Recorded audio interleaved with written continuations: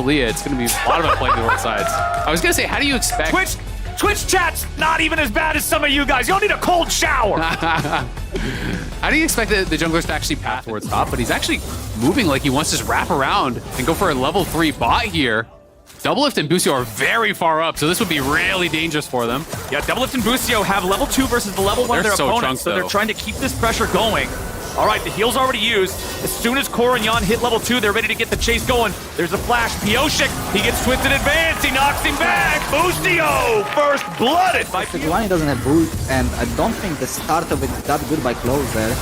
Oh. Well, bottom side, 2v2. They got the damage on Core JJ, and Busio's going to take the kill. Now ready with the piercing arrow. Spell shield is done, but Yan outplays it to take him out. It'll be a 1-for-1 with those two, but The window is so short that it's like really hard to make anything happen. They go for the play. Pioshik letting the ulti rip here. Only gonna find a Sejuani, but he flashes in for the twisted advance on Busio anyway. Busio's down to 300 HP, but Core JJ dies at the same time. 1-for-1 here on support. Harry looking for a chance to get in, but Doublelift and Closer have made it back underneath the protection of the tier 1 turret. Meanwhile, topside, Summit versus Tenacity! Tenacity's been getting whooped on the whole lane, but he takes him down in the solo kill. Oh, that is a huge solo kill for Tenacity because there's no TP on Summit as well, and they know everyone just show bot, so he can potentially push us in, maybe even take a plate if he wants. Doublelift pretty low here. Yan threatening the dive. He's got to respect the boomerang blade. If you get attacked by that, he can dive you. So Doublelift having to back up, and now Closer is here, and Yan could potentially get chased down. Bjergsen's coming as well and has the ulti. Yan throwing out boomerang blade. Bjergsen's ready to arrive with the Weaver's wall. Yan trying to escape. He can't use the spell shield to block the stun from Sejuani's E, and that means another kill. And sometimes you want to go in for that, but then it's free hits for Jax. You can't actually start trading back under the tower. You're going to die to the tower, so he takes 200, 300 damage, and that's just enough to make the difference. And Closer now should be able to get out of there. Busio has flash, doesn't gonna need it. The ulti, but Busio, too greedy. He stays too close to the wall and he gets picked. Harry cleans it up. TP advantage. Nice job from TL, but now they've got to be able to escape. Tenacity coming around from the side. Counter-Strike's going to find the lockdown on a Pioshik, and Bjergsen's able to shove him back. Kill credit back over to Tenacity. Doublelift picks up one on Yan. It actually prevents the sweep. Would have been able to get Doublelift and potentially him as well. At the very least, Summit does Other teams just push mid and top, so Team Liquid's in this awkward position where they either have to rush the objective or go back to lanes. Bjergsen, up for the fight. nice placement of the wall there, cutting off the bottom lane of TL from the rest of the fight. Now Tenacity stuck here in the middle of everybody. They're going to shut him down before anybody can back him up. 100 Thieves. Harry goes in. He finds the shuffle, but it's only on the Closer. Now they're going to chase him down. Pioshik wants it. Harry has nobody to body block. Ace in the hole takes him down. Doublelift's going to grab another triple kill.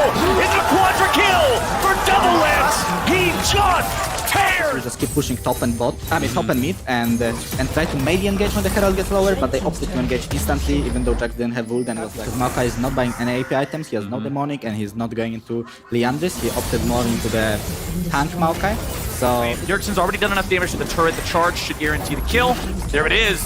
That's the second turret of the game claimed by 100 Thieves. They're going to tie TL's turret count, bring themselves up to a 2,000 gold lead. Doublelift's trap line going to force Team Liquid to walk the long way around the river there, as the Drake is secured by 100 Thieves. 2-0 lead in that department now too. Tenacity arrives to cut off Pioshik's escape. Bjergsen's going to throw the Weaver's Wall in as well to make him walk even further. However, the Sun Disc is summoned up in mid lane on the ruins of the previous turret, and that means Tenacity is all alone. Team Liquid. So maybe he wants to cut some of them off so they can actually engage on that front line. Look at him at the blue buff there, trying to get an angle to just zone off some of the back line here. But it's Summit that's on this flank angle, and there's Tenacity looking for that isolation. Yeah, Summit's just running away from everybody else. Tenacity wants to chase him. The Weaver's Wall. Harry! But now they've already popped the enemy mid laner. That's huge for 100 Thieves. The Drake is taken low. Who's going to get it? It's stolen away by Closer. They grab their second kill. The Thieves are absolutely... know if it's IE on Yan. He has a Caulfield's Warhammer. Yeah, that's an Nabori Quick Blades component.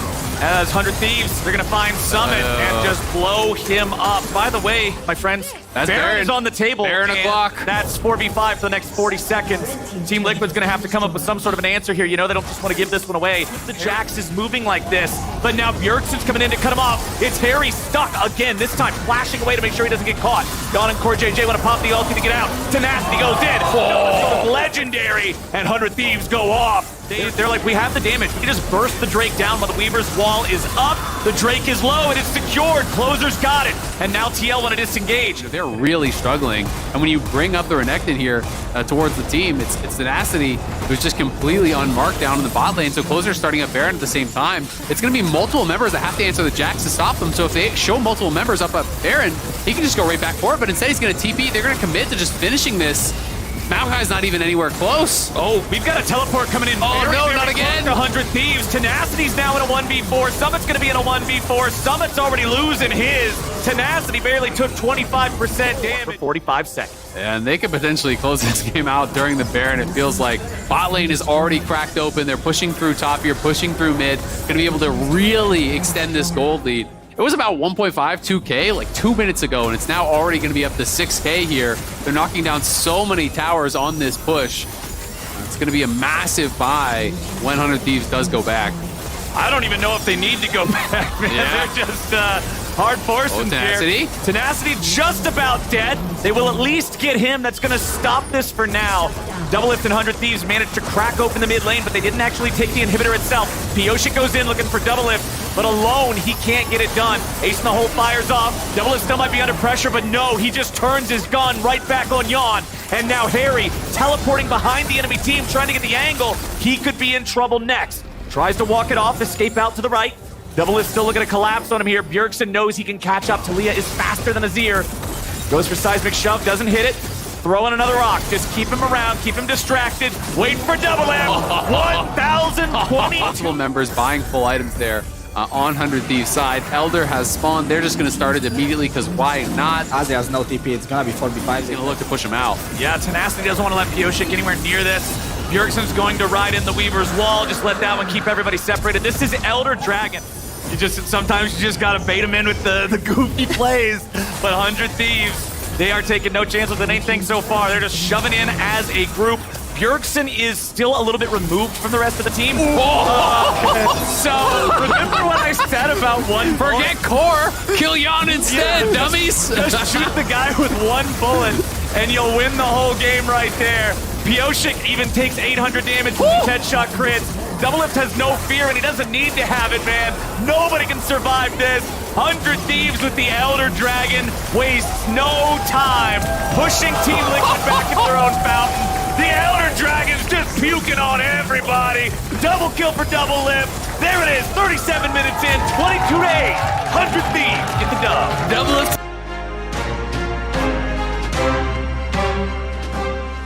Sure.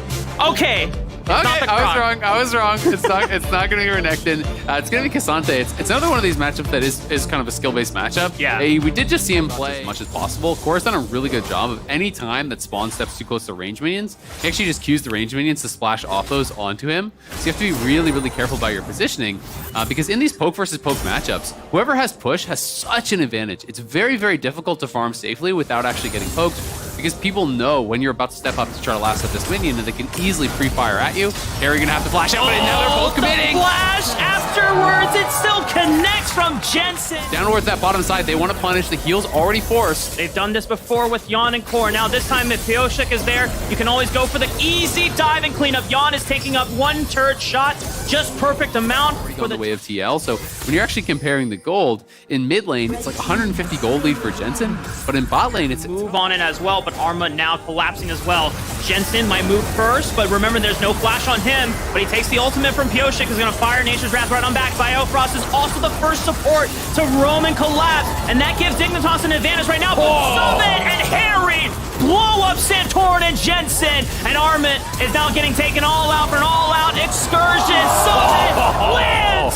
Beautiful shield from Core JJ. Team Liquid are going to clean this one up on Dignitas on left. Oh, bug stick from Armit. Finds one on Core JJ, but Harry's got the last laser. And no shot. He has his mythic gun, and he's deeping back to mid, and Jensen, you are in trouble. Flash is burned by Jensen, but right onto the gravity zone from Harry. He's got a stopwatch. Can he buy some time here? Heals up with the Kingslayer, goes right on back.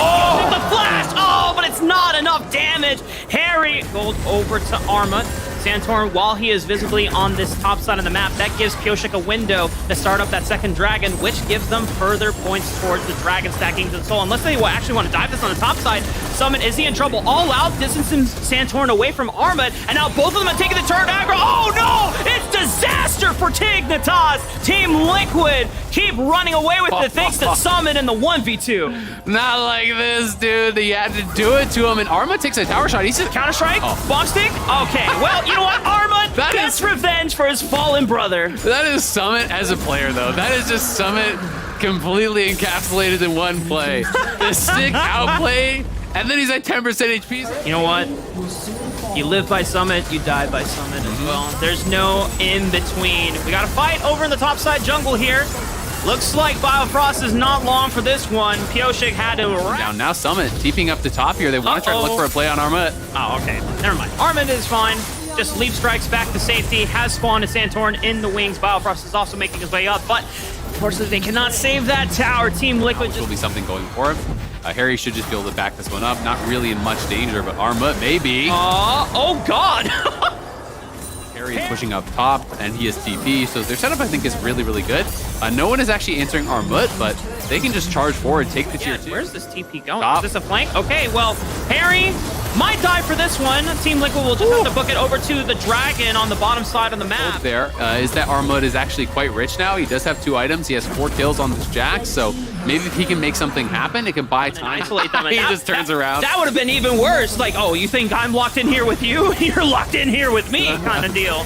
And Team Liquid just take advantage of the fact that everyone was trying to pick off Summit in the bot jungle. No one was protecting the mid wave. So they get a free access pass to the inhibitor. Armut is still splitting on the bottom side of the map.